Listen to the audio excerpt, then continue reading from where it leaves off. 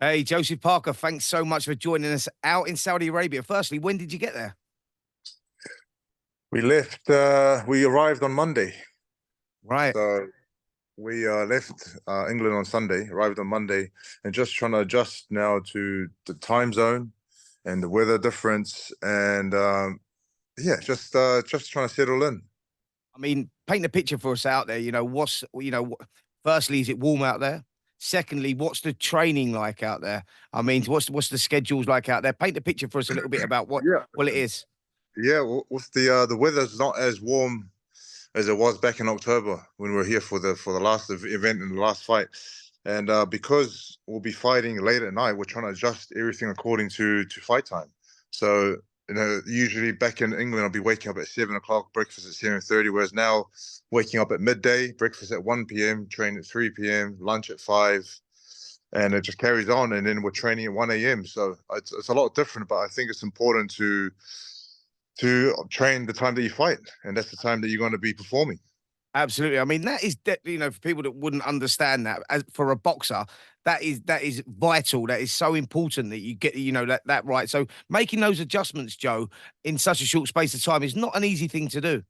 It's not an easy thing because you're so used to this other schedule when you're in camp, starting off in Ireland, then heading over to Morecambe, and now here in Saudi. So we have to adjust it and change. But I think listen, like you said, it's very important, very vital for us fighters to train at the time that you're fighting so you can be, that's when you're at your peak. I mean, tell us about the setup out there, the training schedules, etc. I mean, you've got a lot of you guys out there, a lot of heavyweights out there. Is there a routine for the training? Do you all use gym at the same time, or is there like allocated times for the gym? I'm not sure that there's a lot of fighters here. Even leading into the fight, I think I'm probably one of the first ones to get out here. So we got the gym to ourselves. We're using the Mike Tyson gym, which is awesome. It's got everything it's got rings, it's got bags, it's got speed, everything that you need and you want. And the gym is shut down at the time that we're training. So we're very thankful to them who have organized for us to use this gym. Sure. I mean, Joe, I want to talk about the promo. I mean, that promo, and I saw that you posted it actually on your Instagram. I mean, that is insane, isn't it? Like, have you ever seen or been involved in anything like that before? But you know what? I've never been involved like boxing. Just like boxing my whole life, I've never seen anything like this. And now, like when we went to shoot the ad and the promo video, it was like makeup, and then like you had to do so many takes, and it was I think it was a great experience, and like you can see the outcome of the promo. It's it's one of the best I've seen Yeah, in a definitely. I long mean, time. it absolutely was insane. I mean, do you think this is what's to come in boxing with the Saudi Arabia getting involved, etc., wanting to get all these big fights? Do you think this is the future of the sport? I think they are adding a lot, well, big time to the future of the sport, making these big fights happen.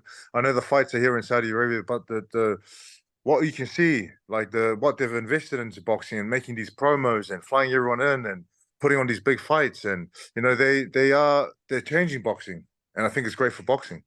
Sure. I mean, how instrumental do you think it is with the Saudis coming in that these big fights now, Joe, are being made? Because it's been a frustrating year for a frustrating few years for the boxing fans that have no, there's been talks of these big fights being made, but they've never got over the line because of the politics of the sport. How instrumental do you think Saudi Arabia is going to be to getting all these big fights made now? Well, I think as we can see, they're starting off with this big fight event already locked in with numerous big names on the card. And then straight after this card, we got Tyson and Usyk's fight locked in for February. So I think they're playing like the biggest and the most important part in making these big fights happen and fights that everyone wants to see. Like you said, a lot of people wanted these fights to happen for a long, long time, and they never happened because of politics of boxing. But now it's been locked in, and we're finally going to see them. Sure. I mean, let's talk about your fight with Deontay Wilder, December the 23rd. Huge opportunity for you, Joe. It really is. You go in as the underdog, but a huge opportunity. It's a great opportunity. In boxing, you want to be involved in the biggest and the best fights, and the only way to get to the right at the top to fight for a title, fight for a world title, is to fight the best fights out there. I've been busy this year, and the level of opposition hasn't been the same as Wilder. But keeping busy, I was able to progress, and I was able to get that ring time. And now I listen. I'm really much pumped for this fight with Deontay Wilder. Really much looking forward to it.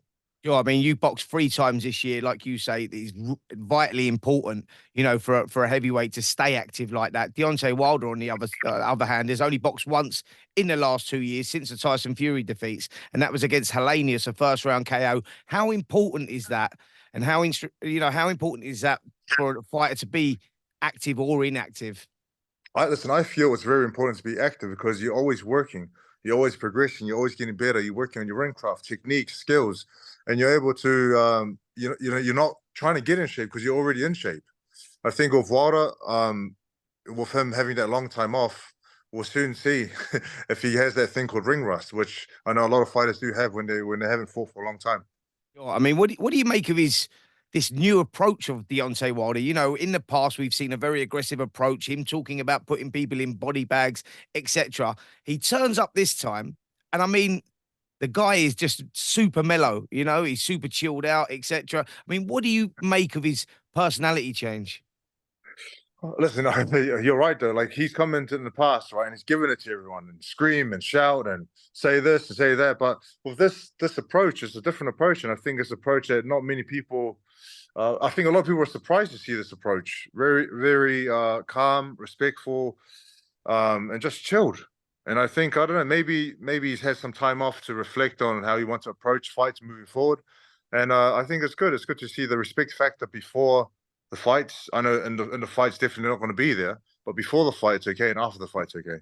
Sure. Is he out there at the moment, Deontay Wilder? I don't think so. I'm not quite sure what anyone's schedule is like, but I'm very happy that we're here to adjust and to get into the time zone and to just to get into things, the groove of things. I mean, massively important. Look, someone that knows Deontay Wilder very well, Tyson Fury, he's boxed him a few times. You obviously train up there with Fury. Has he give you any tips on, his strengths, his weaknesses, how to beat him?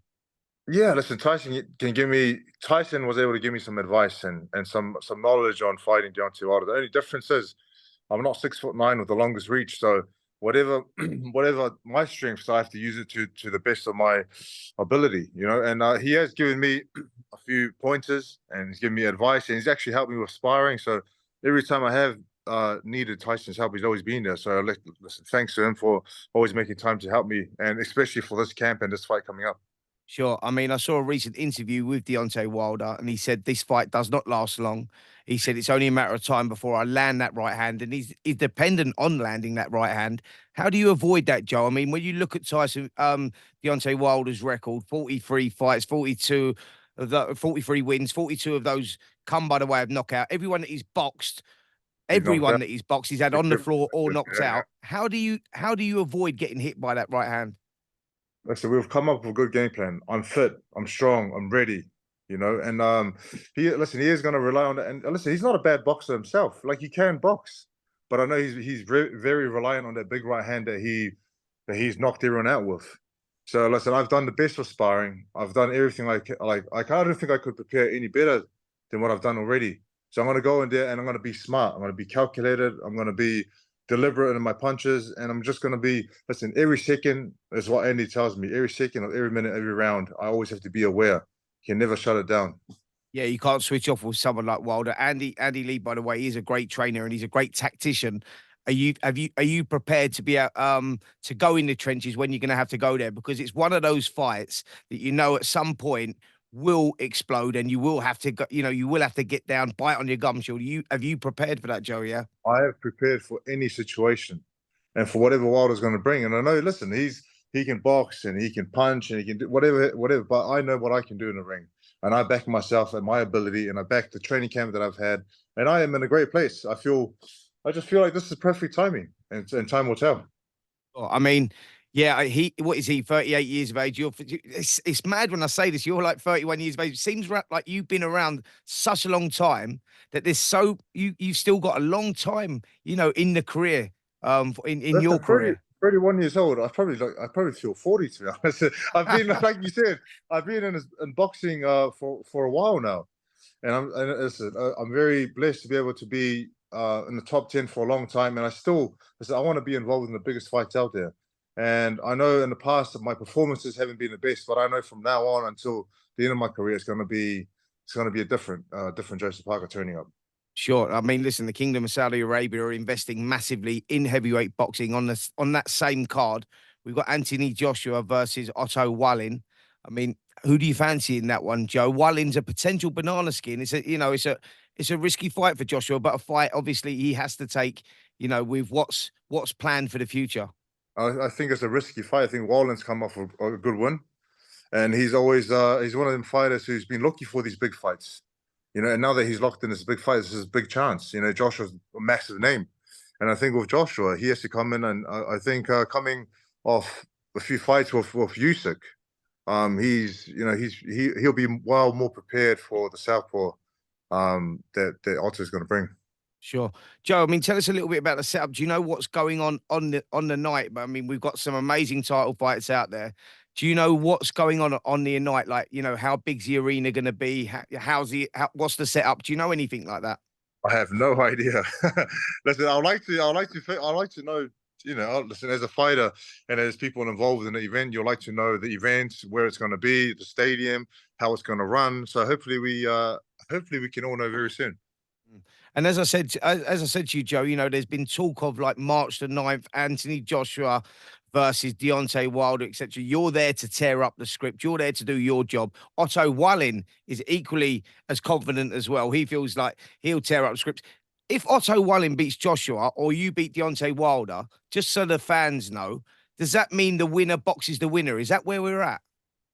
Listen, I would think so. Look, if they're trying to lock in the Joshua and Wilder fight, I guess if Wallin wins or if I win, it'll change the whole script of what they're trying to set up. I mean, what is the landscape with the heavyweights out there? As you said, Tyson Fury's boxing Alexander Usyk undisputed February the 17th. There's talk of other big fights. Like I said to you, that they're talking about AJ Wilder, etc., or the winner versus the winner. What is the landscape of the heavyweight boxing out there? Is it like that? Is it like sort of a tournament that they're planning? Do you know anything about that, or is it just one fight at a time? I feel like it's one fight at a time, but I feel like with these fights that we're having now, they're also planning more big fights and more big events to be held here in Saudi Arabia. So as you can see, there's all these rumors about Joshua and Wilder, and there's Tyson and Usyk going to fight, and then what's going to happen after that. So I just feel like it's for me, it's one fight at a time, but I think with everyone else, it might be already plans in place. Absolutely. Listen, it is one fight at a time, and you've got a huge fight there on the 23rd against Deontay Wilder. Joseph Parker, tell us, how does the fight go, mate? How do you tear up the script? How do you tear up the plans for Deontay? If I'm going to go on there, like I said, I'm going to be like with the supreme confidence, and I've done the work. I'm in shape, and I'm ready to go. And I'm going to be very calculated. There's no wasteful punches. I'm going to be deliberate, and I'm going to, I'm going to make him miss, and I'm going to make him pay. That's what I'm going to do. Brilliant. Well, listen, it's going to be one thing we can guarantee. It's going to be an absolutely fantastic night of boxing. By the way, will you get home in time for Christmas? Because I'll like get obviously home, it's I think, yeah, I'll probably get home on Boxing Day or the day after. Oh wow. My So you're poor making some wife big and sacrifices. kids. You've got to go out there and do the Listen, job. my wife and kids are very supportive, and when I get home safely after a good win, we're gonna have a good celebration.